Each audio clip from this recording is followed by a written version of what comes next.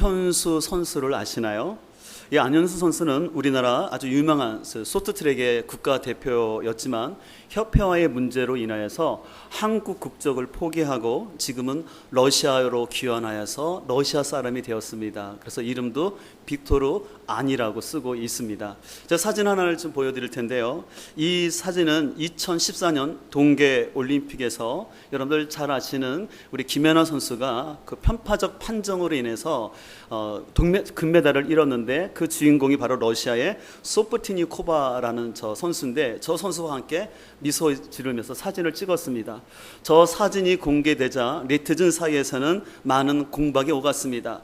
부정적으로 보는 사람들은 아니 김연아 선수의 금메달을 뺏어간 저 여자 선수와 함께 저렇게 사진을 찍을 수 있느냐 하면서 안현수, 빅토르 안을 비난하는 사람이 있었고요. 또 반대쪽에서는 어차피 이제 러시아로 귀화해서 러시아 국가대표가 돼서 같은 나라끼리 이제 사진을 찍었는데 뭐 그거 갖고 뭘 하냐 하면서 옹호하는 사람이 있었습니다.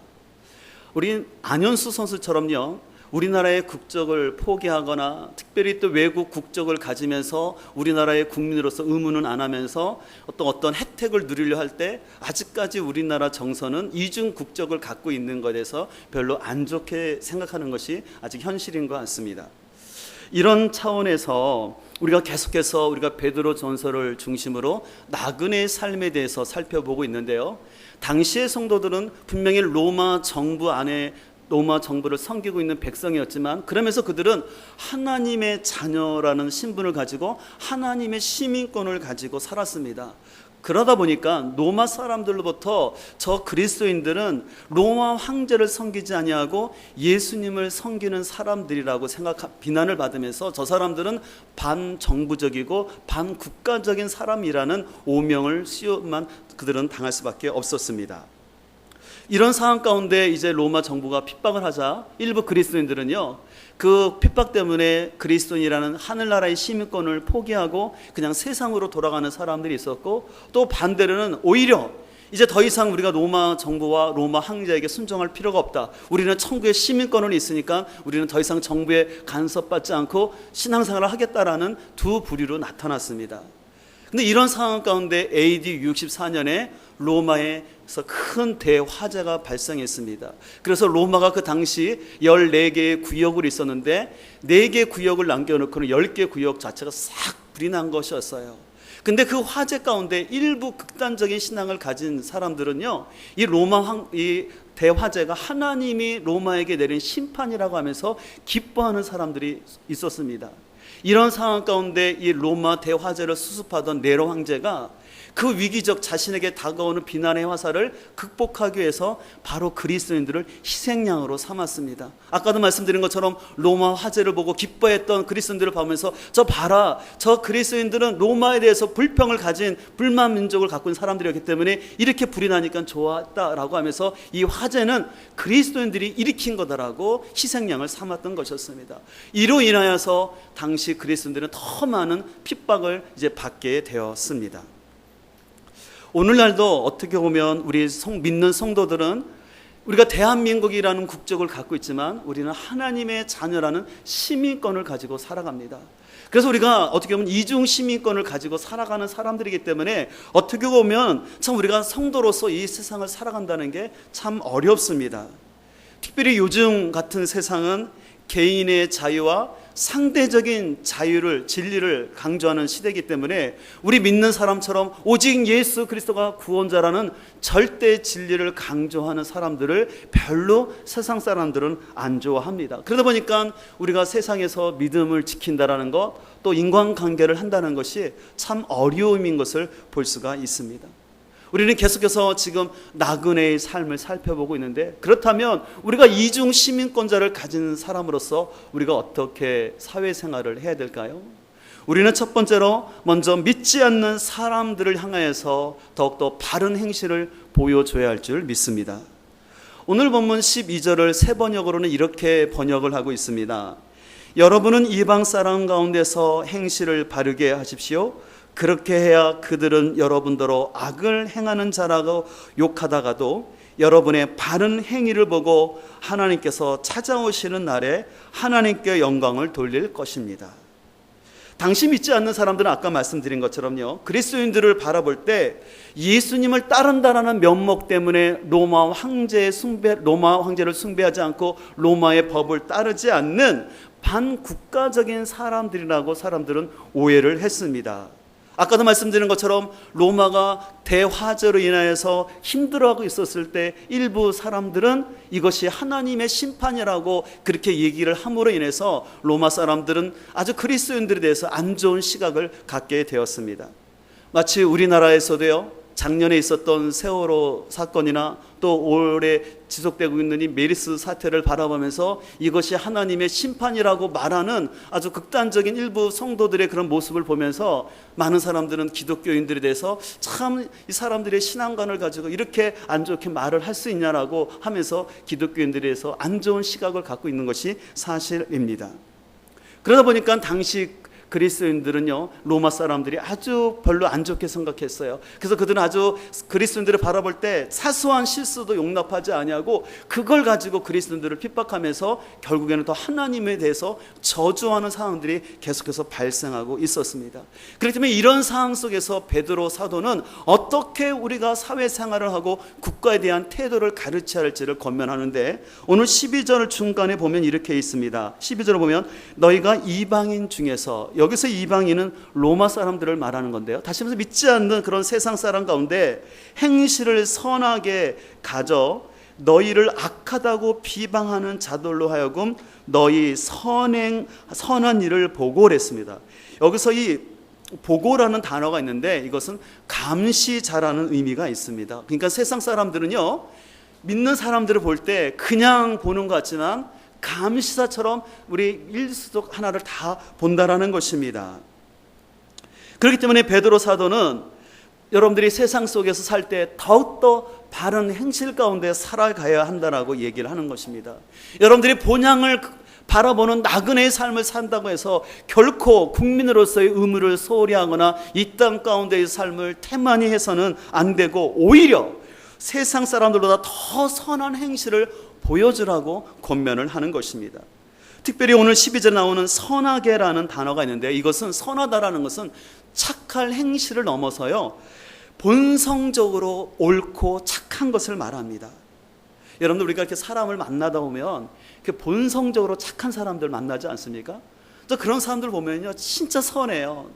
다른 사람의 입장에서 생각하고 배려하고 매사에 자기 이익을 먼저 구하는 것이 아니라 이 다른 사람을 먼저 배려하는 그 사람을 볼 때 참 우리가 흐뭇하지 않습니까? 그래서 우리가 인간관계를 하면서 이렇게 본성적으로 착한 사람을 계속 만나고 싶고 가까이 하고 싶은 것이 모든 사람의 마음입니다. 그런 차원에서 오늘 베드로 사도는 여러분들이 이렇게 본성적으로 착하고 옳은 행실을 여러분들이 계속해서 보여주라는 것입니다. 그로 말미암아서 주변에 믿지 않는 사람들이 여러분의 그 착한 그 선한 행실을 보고 그들이 회개하고 돌아와서 예수님이 오실 때 그들도 다 같이 하나님께 영광을 돌리도록 하십시오라고 오늘 베드로 사도는 권면을 하는 것이었습니다. 오늘 베드로 사도는 이렇게 말하는 것입니다. 여러분들이 더 강해지거나 아니면 여러분들이 더 로마에서 높은 자리에 올라가서 하나님께 영광을 돌리는 것이 아니라 여러분들이 더 선하고 더 착한 행실을 보여주는 것, 그리스도인다운 착함을 드러낼 때 하나님의 영광이 된다는 것입니다. 요즘 우리가 그 자녀들을 그렇게 가르치지 않습니까? 야, 네가 하나님의 영광을 돌리려면 네가 열심히 더 공부해야 되고 성공해야 되고 더 높은 자리에 올라가야지 영향력을 끼칠 것이다. 그렇기 때문에 더 열심히 공부하라고 말합니다. 틀린 말은 아닙니다. 그러나 여러분, 성경이 그것만 가르치지는 않습니다. 성경은 오히려 우리가 1등하고 높아져서 세상 권세로 하나님께 영광 돌리라는 것이 아니라 여러분들의 착한 행실, 참으로 선한 그런 모습을 가진 그 모습으로 인하여 그것이 하나님께 영광을 돌릴 수 있다는 것입니다. 우리가 세상에서 높은 지위에 오르거나 여러분이 돈을 많이 벌어서 하나님께 영광 돌리는 것이 아니라 우리를 세상 사람들이 아무로 기억해 주지 않고 저와 여러분이 유명하지 않는다 할지라도 여러분이 일상에서 여러분 가까이 있는 일터에 있는 그 사람들에게 선한 모습과 행실을 보여주면 그것이 바로 하나님의 영광이 될 줄 믿습니다. 그렇기 때문에 오늘 15절은 이렇게 말합니다. 곧 선행으로 여러분들의 착한 행실로 인하여서 어리석은 사람들의 무식한 말을 막으시는 것이라는 것입니다. 당시에 하나님을 또 예수님을 잘 알지 못하는 사람들은 기독교인들을 향해서 아주 입에 담을 수 없는 비난의 말을 하는데, 그런 가운데서도 여러분이 계속해서 선한 행실을 보여준다면 그들이 그 비난하는 말들을 닫을 것입니다 라고 얘기를 하는 것입니다. 여러분들, 요즘 세상이 교회를 어떻게 보고 있습니까? 옛날에는요, 이렇게 길을 가다가 이렇게 지역에 어떤 예쁜 교회가 있으면 참 교회 예쁘다라고 했는데, 요즘은요, 세상 사람들은 교회가 크고 화려하면 자, 교회가 다 성도들 돈을 뜯어서 저렇게 했다라고 하면서 오히려 비난의 말을 많이 합니다. 교회가 크고 화려해질수록 세상 사람들은 교회에 대해서 더 안 좋게 바라보는 시각이 있어요. 우리로서는 참 어릴 때는 억울하고 속상합니다. 그러나 어쨌든 간에 우리는 이 현실을 받아들여야 되고, 왜 세상 사람들이 교회에 다니는 사람들을 그렇게 바라봤는가를 우리는 생각해 보면서, 우리는 이럴 때일수록 그 믿지 않는 사람들을 뭐라 할 것이 아니라 우리가 더욱더 선한 행실과 바른 행실을 보여줄 때, 내가 보니까 내가 아는 직장 동료 그 사람이 있는데 교회 다니는 사람인데 아니야, 우리가 그렇게 말하는 것처럼 인터넷에서 말하는 것처럼 그런 사람 아니고 참 사람이 됐더라, 교회 다닌다는 그 집사님인데 그분 진짜 성실하고 본을 보이는 사람이라는 말을 우리는 분명 들어야 할 줄 믿습니다. 그렇기 때문에 여러분들, 직장 생활한다는 것이 참 쉽지 않습니다. 그러나 쉽지 않은 그 가운데도 우리가 계속해서 더욱더 선한 행실을 보여줄 때 하나님의 영광이 나타나게 될 줄 믿습니다. 우리 같이 옆에 사람과 인사할까요? 우리 끝까지 바르고 착하게 삽시다. 네, 계속해서 우리가 이 세상 가운데서 더욱더 바른 행실을 보여줄 뿐만 아니라 더욱더 믿음의 성도들과 사랑의 교제 속에 있어야 할 줄 믿습니다. 오늘 본문 17절은 이렇게 말하고 있습니다. 모든 사람을 존중하고 믿음의 식구들을 사랑하며 하나님을 두려워하고 왕을 공경하십시오. 오늘 베드로 사도는 여러분들이 믿는 사람이나 믿지 않는 사람이나 모든 사람을 존중하라고 합니다. 그리고 또 왕을 공경하라고 말합니다. 그러면서 또 한 가지 우리가 사랑해야 할 대상이 있는데, 그것은 바로 믿음의 성도들이라고 말합니다. 여기서 사랑하라는 단어가 아카파오라는 단어인데, 이것은 이례적으로 사랑하는 것이 아니라 현재의 사랑을 지속적으로 유지하라는 것입니다. 그러니까 성도 간에 사랑하는데 내가 처음 교회 등록했을 때, 내가 처음 좋았을 때만 사랑하는 것이 아니라 계속해서 그 사랑을 유지하라는 것입니다. 우리는 세상에서 많은 모임과 만남이 있습니다. 동창회 모임도 있고 다양한 모임들이 있습니다. 그러나 꼭 기억할 것은, 우리는 그 많은 모임 중에 우선적으로 해야 될 모임이 있는데, 그것은 바로 성도들과의 모임인 줄 믿습니다. 그것이 목장이 되었던 아니면 어떤 다른 모임이 됐든 간에 우리는 믿음의 성도들과 먼저 함께 모여서 사랑의 교제를 나누는 것이 그리스도인의 바른 태도인 줄 믿습니다. 그래서 여러분들, 제가 자주 인용하는 폴 트루니의 말처럼 세상에 살면서 사람이 혼자 할 수 없는 것 두 가지가 있습니다. 첫 번째는 결혼하는 것이요, 두 번째는 그리스도인이 되는 것입니다. 여러분, 그렇죠? 결혼은 절대 혼자 못하죠. 그와 마찬가지로 그리스도인은 혼자 되는 것이 아닙니다. 다시 말해서 내가 그리스도인이 된다는 것, 내가 하나님을 믿는다는 것은 뭐냐면 다른 지체와 연합한다는 것입니다.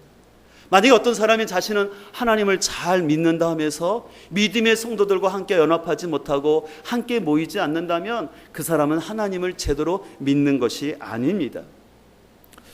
여러분, 그러나 우리는 그걸 기억해야 돼요. 우리가 교회에 다닌다고 해서 모든 사람이 완벽한 사람들은 아닙니다. 교회 나오는 우리는 의인이라고 부릅니다. 그러나 우리는 완벽한 의인이 아니라 예수 그리스도의 십자가의 은혜로 대속받은, 은혜받은 죄인입니다. 은혜받은 사람이긴 사람인데 죄에서 속한 받은 사람이에요. 그러다 보니까 교회는 나오지만 아직 우리 안에 뭐가 있습니까? 죄성이 있어요. 그래서 서로 만나서 교제하다 보면은 사람의 연약함도 있고요, 단점도 다 보이게 됩니다. 그렇기 때문에 때로는 아픔도 있어요, 단점 때문에. 그러나 오히려 하나님은 서로에 있는 그 아픔과 단점을 통해서 우리를 더욱더 성숙시키고 우리가 더 깊은 관계로 들어가게 하는 줄 믿습니다. 여러분들, 고슴도치 딜레마라는 말을 들어보셨습니까? 제가 예전에 한번 말씀드린 적이 있는데, 이 고슴도치가 어떻습니까? 추운 겨울날 있는데 서로 너무 추웠어요. 그래서 그 추위를 녹이고자 같이 있기를 원했어요. 같이 붙었는데 어떻게 했어요? 서로의 가시 때문에 찔리는 거예요. 너무 아팠어요. 안 되겠다 그래서 다시 떨어졌습니다. 떨어졌으니까 어떻게 해요? 또 추운 거예요. 그 추운 건 어떻게 해요? 다시 붙어요. 그럼 다시 붙으면 어떻게 돼요? 찔리는 거예요. 그러니까 이 고슴도치가 가까이 하기도 참 그렇고 멀리 하기도 그렇고, 그래서 이게 나온 말이 고슴도치 딜레마라는 것입니다. 근데 이 고슴도치뿐만 아니라 현대를 사랑하는 현대인의 인간관계도 그런 것 같습니다. 이 사람들과 함께 좀 같이 있기는 싶은데 같이 있다 보면 너무 찔리는 거예요. 그러니까 이제 사람들과 직접 대면하는 게 싫은 거예요. 그러다 보니까 요즘 많은 현대인이 SNS라고 하는 사이버상의 교제를 좋아합니다. 사람을 직접 만나서 교제하는 것이 아니라 그냥 사이버상에서 그냥 만나고 적당한 거리를 두고 만나고자 합니다. 근데 이것이 신앙생활 가운데도 동일하게 나타나는 것이었습니다. 우리가 신앙생활을 하면서도 고슴도치 같은 딜레마는 뭐냐면 하나님을 믿고 싶은 거예요. 근데 하나님은 좋은데 교회 다녀보면 누가 싫은 거예요? 사람들이 싫은 거예요. 사람들의 미성숙함이 보이는 거예요. 그러다 보니까 하나님은 믿어야 됐고 또 사람들은 싫고, 그러다 보니까 사람들이 나타나는 경향이 대형교회를 가고자 하는 겁니다. 왜요? 대형교회는 익명성이 보장되면서 내가 하나님 믿을 수 있잖아요. 저 같은 경우는 또 제가 전에 사역했던 교회에 아주 큰 대형 교회였는데 제가 두 곳에서 한 12년 동안 사역하면서 주로 새가족 사역을 담당했는데요. 제가 처음 새가족 사역 감당할 때하고 점점 분위기가 틀려져요. 그래서 어떤 경우까지 있냐면 새가족들이 딱 등록하면서 그러는 거예요. 등록카드를 쓰세요. 쓰시면서 목사님 제가 등록을 하는데요, 그 대신 저보고 목장 모임 나오라 하지 마세요. 그러면 저 교회 안 나올 겁니다. 요즘은 그렇게 대놓고 얘기합니다. 내가 교회는 나오겠지만 주일날 한 번 11시 예배는 나오겠지만 더 나에게 예배에 나오라 하거나 목장에 나오지 말라고, 나를 구속하지 말고 그냥 나 혼자 하나님을 믿겠다라고 얘기하는 사람들이 많아지는 것을 볼 수가 있습니다. 왜 그럴까요? 여러 가지 이유 있지만 한편으로는 실은 교회 다니면서 사람과의 부딪힘, 사람으로부터 상처받은 것이 있다 보니까 하나님은 떠날 수 없고, 그러다 보니까 그렇게 조용히 나만 하나님 믿겠다고 하는 사람들이 늘어가는 것을 볼 수가 있습니다. 또 교회 안에서 교제를 하더라도요, 이제 사람들이 교제를 하는데 어떻게 하냐면 나와 비슷한 생각, 자신과 코드가 맞는 사람, 아니면 자신의 생활 환경과 비슷한 사람과 같이 모이려는 관계의 편식 현상이 나타납니다. 우리가 음식을 편식하는 것처럼요, 사람도 내가 편한 사람과만 교제하려는 그런 관계 편식의 현상이 점점 두드러지고 있습니다. 그래서 어떤 교회는, 서울에 그런 교회가 있다고 그래요. 어느 대학 출신들만 모이는 그룹이 있고 또 어떤 취미를 가진 분들만 모이는 교회가 있다고 그래요. 나름대로 그런 의미도 있지만 좀 우리가 좀 생각해 볼 영역이 아닌가 생각해 봅니다. 그러나 여러분들 기억하십시오. 우리가 교회 나오면서 때로는 사람들 때문에 갈등하고 상처도 받지만 오히려 그 갈등과 상처를 통해서 내 자신을 보게 되고 그 과정을 통해서 내가 성숙하고 변화될 수 있다는 사실을 우리는 놓치지 말아야 할 줄 믿습니다. 그래서 잠언 27장 17절 잘 아는 것처럼 철이 철을 날카롭게 하는 것처럼 사람의 친구가 사람의 친구의 얼굴을 빛나게 한다는 것처럼, 여러분들 철이 멀리 떨어져 있으면 빛날까요? 강해질까요? 아니에요. 부딪히고 부딪히는 가운데 철이 강해지는 것처럼 우리가 하나님 믿는 사람으로서 성숙할 수 있는 것은 내가 멀리 있어서가 아니라 때로는 목장 안에서 갈등도 있고 어려움도 있지만 그 부딪힘을 통해서 우리의 신앙이 더욱더 다듬어지고 아름다운 모습으로 변화되게 될 줄 믿습니다. 게리 토마스라는 아주 유명한 영성학자가 있는데 제가 예전에 읽었던 책 중에 영성에도 색깔이 있다라는 책이 있습니다. 여기서 저자는 이런 얘기를 합니다. 사람마다 다 하나님을 추구하는 신앙의 영성의 컬러가 틀리다라는 것입니다. 어떤 사람들은 오순절적으로 이렇게 뜨겁게 찬양하고 막 그렇게 하나님을 찾는 사람들이 있는가 하면, 어떤 분들은 굉장히 지성적으로 말씀을 중심으로 해서 큐티 쪽으로 가는 그런 지성적인 사람이 있는가 하면, 또 어떤 사람은 굉장히 감성적으로 오감으로서 하나님을 만나려고 하는 사람, 심지어는 어떤 사람들은 자연 속에서 하나님을 경험하려는 다양한 9가지의 영성의 컬러가 있다는 것입니다. 그 얘기를 하면서 저자는 말하는 겁니다. 사람마다 다 다양한 영성의 컬러가 있기 때문에 존중하자는 것입니다. 내 컬러만 맞다고 주장하는 것이 아니라 다른 사람의 영성의 컬러도 인정하자는 것이죠. 그런 의미에서 여러분들 무지개를 여러분들 잘 아실 것입니다. 무지개는 7가지의 색을 갖고 있지만 어떻습니까? 서로가 다른 색이 있지만 아름답게 어울리는 것을 볼 수가 있습니다. 그렇다면 우리의 신앙생활도요, 더욱더 믿음의 성도들과 잘 교제하기 위해서는 내 색깔만을 강조하거나 아니면 다른 사람들의 색깔을 정죄하지 아니하고 서로를 인정하되 함께 있을 때 진정한 무지개가 될 줄 믿습니다. 만약에 무지개가 서로 떨어져 있으면 어떻게 돼요? 무지개가 될 수 없는 거죠. 그렇기 때문에 여러분들 교회 생활하면서 때때로 사람 때문에 아픔이나 상처가 있을지라도 그것 때문에 여러분들의 신앙을 멀리하거나 관계성에서 떨어지지 마시고 더욱더 여러분들이 우리는 믿는 성도들 안에 더서 사랑과 교제 가운데 나가야 할 줄 믿습니다. 마지막으로 우리는 모든 사회 관계와 인간관계 가운데 하나님 중심으로 모든 관계를 이루며 나가야 할 줄 믿습니다. 오늘 16절을 이렇게 기록하고 있습니다. 16절은 너희는 자유가 있으나 그 자유로 악을 가리는 데 쓰지 말고 오직 하나님의 종과 같이 하라. 오늘 베드로 사도는 우리가 그리스도 안에서 자유인이 됐다고 말합니다. 그렇다고 그 자유로 인해서 방종하거나 또 그 자유를 가지고 죄를 합리화하는 데 쓰지 말라라는 것입니다. 여러분들 오늘 본문 2장 11절부터 17절 보시면서 가장 많이 반복되는 단어가 있어요. 혹시 그 단어가 뭔지 아십니까? 여러분 보시면 가장 많이 반복되는 단어가 있는데 바로 그것은 하나님입니다. 그래서 오늘 베드로 사도는 우리가 나그네의 삶 속에서 선한 행실을 통하여 하나님께 영광을 돌려야 된다고 12절에서 얘기를 합니다. 또 지금 읽었던 16절처럼 너희가 자유가 있으나 그 자유로 악을 가리는 데 쓰지 말고 오직 하나님의 종과 같이, 우리는 하나님의 종과 같은 태도로 섬기라는 것입니다. 또 17절에는 무사람을 공경하며 형제를 사랑하며 하나님을 두려워하라는 것입니다. 그래서 오늘 베드로 사도는 오늘 말씀을 통해서 우리의 모든 관계가 진행되는데 그 관계 가운데 놓치지 말아야 될 것인데 그것은 하나님을 중심으로 해서 하나님의 관점으로 모든 것을 잘 관계를 이루어 나가라는 것입니다. 아까도 제가 우리는 믿음의 성도들끼리 더욱더 하나 되어야 되고 모여야 된다고 말씀을 드렸는데요. 근데 중요한 연합의 근거가 있어요. 그것은 바로 예수 그리스도요 복음인 줄 믿습니다. 여러분들 복음이 없이 예수 그리스도가 없이 교제한다는 건 불가능한 겁니다.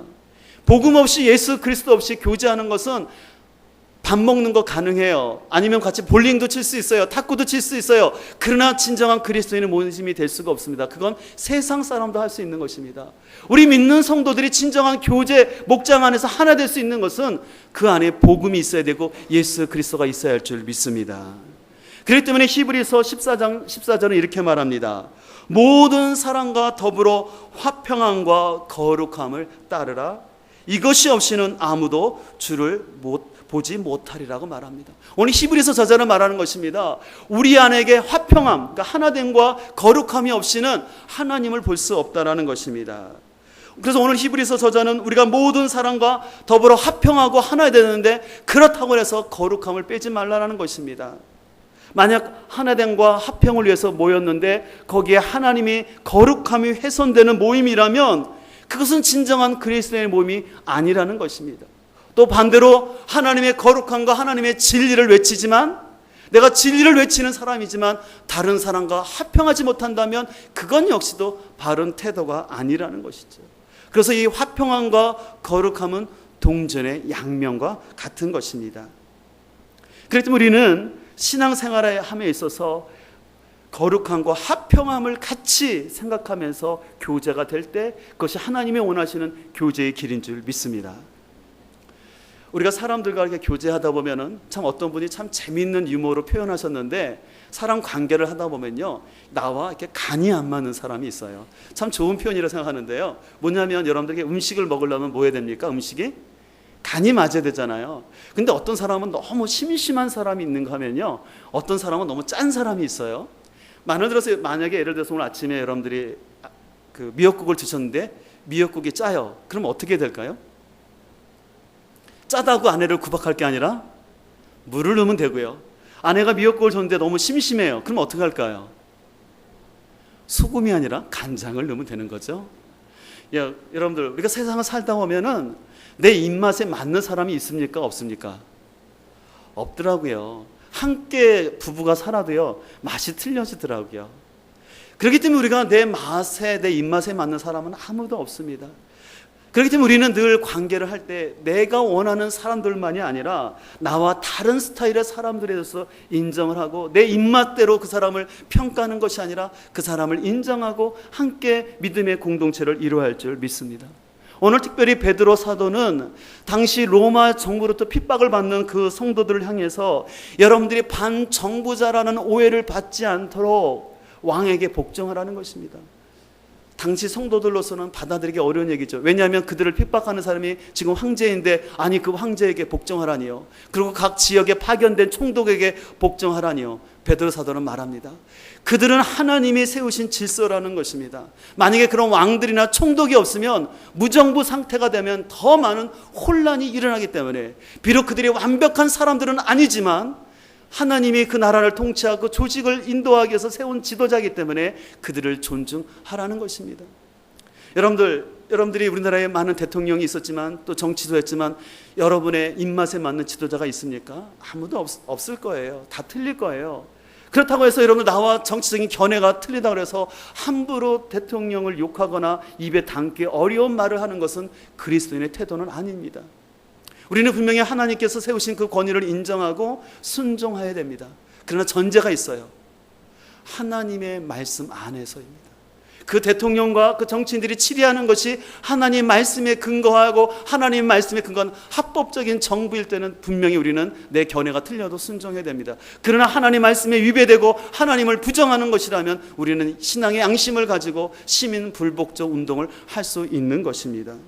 그러나 오늘 사도 베드로는 여러분이 지금 로마 황제로부터 핍박을 당한다 할지라도 하나님이 이 나라를, 세상을 통치하는 방법이기 때문에 그 왕들의 권위를 인정하라고 오늘 사도 베드로는 얘기를 하는 것이었습니다. 이것은 왜 가능합니까? 바로 인간의 관점이 아니라 하나님의 관점이 있을 때 우리는 나와 틀린, 나와 정치 성향이 다른 지도자를 향해서도 순종하고 나라를 이뤄가게 될 줄 믿습니다. 그래서 여러분들이 국가의 왕을, 대통령을 바라보거나 또 모든 사회 관계 속에서 그래서 필요한 것은 뭐냐면 이 하나님의 관점을 갖는 거예요. 이 하나님의 관점을 갖는다는 것은, 저는 그것은 나와 시각이 다른 것을 인정하는 거예요. 하나님의 관점에서 볼 때는요, 내가 볼 땐 저 사람이 아니라 할지 모르지만 하나님의 관점에서 보면 이 사람도 필요한 거고 이 사람이 옳을 수도 있다는 것입니다. 또 하나님의 관점에서 보는 것은 다른 사람의 이면을 보는 것이라고 생각합니다. 내가 보는 시야만이 아니라 그 다른 사람의 또 다른 면이 있을 거라고 생각하는 것이죠. 제가 아까 설교 중에 고슴도치의 딜레마를 얘기했는데요, 여러분 아시는 것처럼 고슴도치는 5,000개가 넘는 가시가 있어요. 근데 5,000개가 넘는 가시를 가지고도 어떻게 사랑을 하고 자손을 번식시키는 줄 아십니까? 그것은 뭐냐면 서로의 이면을 볼 때 가능한 거예요. 제가 사진 하나 보여드릴 텐데요, 고슴도치가 서로 만나서 자신을 보호하기 위해서는요, 적이 쳐들어올 때 딱 가시를 세웁니다. 그래서 서로 등을 돌리면 어떻게 돼요? 서로의 가시 때문에 찔릴 수밖에 없어요. 근데 서로 동을 들리는 것이 아니라 반대로 서로 마주보면 어떻게 됩니까? 서로 마주보게 되면 사람의 속살이 보이는 거예요. 그래서 그 속살 속에서 아름다운 생명의 역사가 나타나는 것이죠. 그렇기 때문에 여러분들, 다른 사람과의 관계를 할 때 그 사람에 있는 가시만을 보지 마시고요, 그 사람의 내면을 보여야 돼요. 어떤 사람이 말을 툭툭 던지고 좀 가시 돋친 말을 할 때 그 가시 때문에 여러분 찔릴 것 때문에 아픈 것만 생각하지 마시고, 왜 저 사람이 평소에 늘 이렇게 말을 공격적으로 하고 왜 저 사람은 이렇게 부정적으로 말을 할까? 예를 들어서 저 사람은 어떤 상처가 있었기 때문에 저런 말을 할까? 아니면 저 사람은 근래에 무슨 스트레스 받는 상황이 있어서 이렇게 자그마한 말에도 사건에도 크게 반응을 할까를, 그 이면을 생각해 주는 것, 그것이 저는 하나님의 관점이라고 생각합니다. 우리 인생은 나그네의 길입니다. 특별히 이 세상이 전부인 것처럼 텃세를 사랑하는 세상으로부터 우리 나그네들은요, 많은 오해와 조롱을 받을 수밖에 없습니다. 그러나 여러분 기억하십시오. 우리는 하나님 앞에 가게 되면 하나님이 우리의 삶을 평가할 줄 믿습니다. 이 세상에서 평가가 전부가 아니라 하나님의 평가를 바라보면서 우리는 끝까지 나그네의 삶을 잘 살아야 할 줄 믿습니다. 근데 이 나그네의 삶을 살면서 여러분 이웃과 여러분의 식구들을 기억하시고 그 사람들이 여러분의 인생의 말 동무요 길 동무가 되어야 할 줄 믿습니다. 때때로 길을 같이 걸어가다가 웅덩이가 있고 장애가 있어서 손이 흔들릴 때가 있어요. 그러나 그것 때문에 손을 영원히 놓지 마시고 갈라졌더라도 다시 손을 붙잡으면서 함께 걸어가는 것이 나그네의 삶의 바른 관계인 줄 믿습니다. 특별히 우리가 인생을 살면서 길동무와 말동무가 필요하는데, 오늘 우리가 함께 보지는 않지만 베드로 3장에서는 아주 중요한 길동무와 말동무를 얘기하고 있는데 한번 잠깐 살펴보겠습니다. 우리 뒤로 넘겨서서 3장을 보겠습니다. 여러분, 3장에 누가 나옵니까? 아내들아 라고 있어요. 자, 3장 1절에 보면 아내들아 이와 같이 자기 남편에게 뭐하라 그랬습니까? 순종하라. 이는 혹 말씀을 순종하지 않는, 그러니까 불신 남편일지라도 말미암지 않고 말로 하는 것이 아니라 그 아내의 뭘로요? 행실로 뭐를 받게 함이라? 구원을 받게 한다라는 것이에요. 그러니까 여러분들, 믿지 않는 남편이 있는데 그 남편을 앞에 말도 안 되는 것 같지만 그 남편에게 순종하라는 것이에요. 그래서 말이 아니라, 여러분의 말이 아니라 여러분의 착한 행실로 말미암아 그 믿지 않는 남편도 뭐 하도록요? 구원을 받도록. 그렇다면 우리는 혹시 짝신앙을 가진 가정이 있다면 아내는 남편에게 지금 뭐 해야 되겠습니까? 잘 아시죠? 교회 안 나온다고 짜증내거나 원망하지 마시고요. 그럴수록 더욱더 순종해야 될 줄 믿습니다. 또 남편들은 보겠습니다. 7절을 뭐라고 했습니까? 남편들아 이와 같이 지식을 따라 너희 아내와 동거하라고 했습니다. 무엇을 따라 동거하라고 했습니까? 지식을 따라 동거하라고 있죠. 이 지식을 따라 동거한다라는 것은 뭐냐면, 하나님께서 이 아내를 어떻게 지으셨는지를 성경적인 원리를 가지고 말씀에 따라 아내와 관계를 하라는 것입니다. 많은 남편들이 가정을 어떻게 이끌어가려고 합니까? 돈이면 다 되는 줄 알아요. 또 아니면 남편의 권위로 그냥 가정을 이끌어가려고 하는데, 그것이 아니라 우리 남편들은 하나님이 주시는 말씀의 지혜를 따라 여자가 어떤 존재인지를 잘 알아야 되는데, 그 여성은 뭐라고 말하냐면 연약한 그릇이라는 거예요. 연약한 그릇은 무엇입니까? 깨지고 싶다라는 거예요. 상처받기 쉽다라는 거예요. 그렇기 때문에 남편들이요, 아내에게 함부로 말하면 아내가 뭐 한다고요? 깨지잖아요. 여러분들, 아내가 깨지면, 그릇이 깨지면 음식 담을 수 있어요, 없어요? 없어요. 그럼 여러분들이 아내가 아침에 국을 주는데 깬 그릇에다가 국을 주면 먹을 수 있습니까, 없습니까? 피해는 누가 보는 거예요? 여러분이잖아요. 그러니까 남편들이 어떻게 하라는 거예요? 연약한 그릇이기 때문에 함부로 거칠게 다뤄서는 안 된다는 것입니다. 또 생명의 은혜를 함께 이어받는 자로 알아 어떻게 여기라? 귀히 여기라. 어떤 설문을 들었는데요, 70 이상의 어르신들이, 여자 어르신들이 나이가 들수록 남편이 귀찮아진다고 합니다. 나이 먹어서도 계속해서 시키는 게 너무 많아진다는 거예요. 그래서 70% 이상의 남편은 귀찮은 존재라고 대답을 했다고 합니다. 남편들 기억하시길 바랍니다. 나이가 들수록 의지할 사람은 아내밖에 없어요. 근데 그런 아내에게 잘해야 되겠습니까? 못해야 되겠습니까? 잘해야 됩니다. 특별히 오늘 베드로는 이렇게 말해요. 이는 너희 뭐가 막히지 않도록? 기도가 막히지 않도록. 그러니까 서로, 여러분들 경험하시겠지만 부부싸움을 하거나 아니면 오늘 아침에 나오는 중에 늦었다고 차 안에서 한번 소리 확 지르고 하신 분들 있는지 모르겠어요. 그렇으면 지금 이 시간 예배 드릴 때 여러분들 예배가 드려집니까? 안 드려지죠. 기도가 드려지나요? 안 드려져요. 오늘 베드로 사도는 여러분들이 하나님의 관점을 가지고 서로를 내 시선에서만 바라보지 말고, 기도가 막히지 않도록 서로 싸우지 말고, 내가 혹 다퉜더라도 서로 그것을 화합하면서 같이 살아가라고 말하고 있습니다. 우리 인생은 하나님이 부르실 때까지 나그네 삶을 살아가야 되는데, 그 나그네 길 가운데 하나님께서 짝지어 주신 길동무와 말동무인 여러분의 배우자를 소중히 여기시고 하나님의 관점으로 귀히 여기면서 우리가 건강한 삶을 살아가야 할 줄 믿습니다. 말씀을 마치면서 다시 한번 권면드리고 싶습니다. 우리는 착한 행실을 드러내야 되는데, 교회 안에서만이 아니라 믿지 않는 세상과 직장 가운데 선한 행실을 보여야 되고, 특별히 가정 안에서도 남편과 부부가 서로를 존중하면서 연약한 그릇으로 인정하고 서로를 배려해 줄 때, 그것이 바로 아름다운 그리스도의 모습일 줄 믿습니다. 이 시간 우리 말씀을 기억하시면서 함께 찬양하기를 원합니다. 주께 두 소모와 비난이 크신 은총 베푸사라는 찬양인데요. 우리 가사가 참 좋은 찬양인데 오늘 말씀을 기억하시면서 우리 기도하는 마음으로 함께 찬양하도록 하겠습니다. 주께 두 소모와 비난이